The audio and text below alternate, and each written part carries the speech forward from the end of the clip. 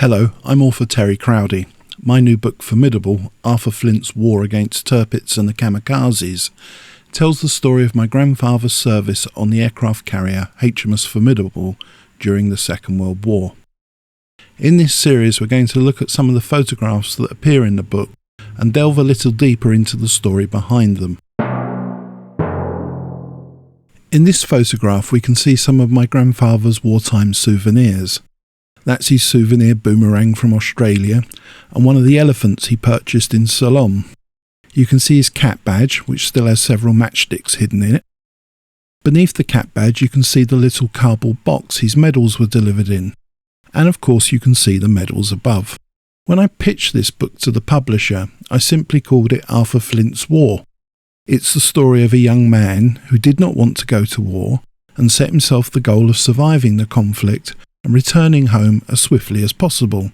In his eyes, he did nothing heroic.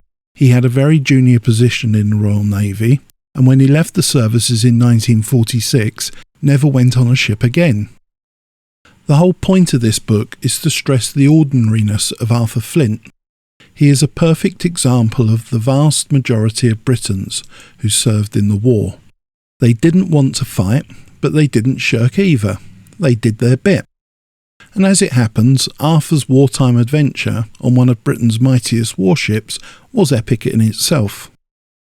Arthur gave us his medals many decades ago when he was still very much alive.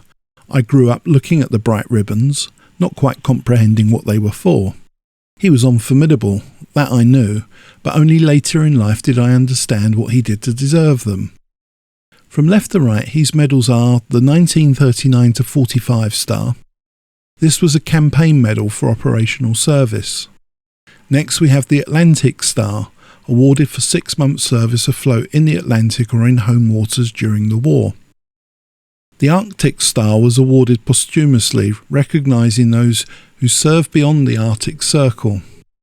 Arthur qualified for this because he took part in one of the attacks against the German battleship Tirpitz in northern Norway. The Pacific Star comes next. This was awarded to those who served in the war against Imperial Japan after the attack on Pearl Harbor in 1941. We have the Defence Medal. People with one or more campaign stars automatically qualify for this medal.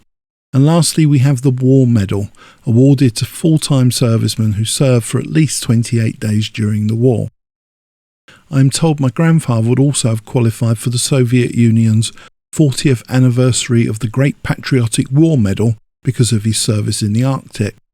This award was issued to all Royal Naval veterans still alive in 1985. Alas, we did not know at the time. So thank you for listening. You can read about Formidable and Arthur Flint's War in the book, published in the UK by Pen and Sword Maritime, available now at all major stockists.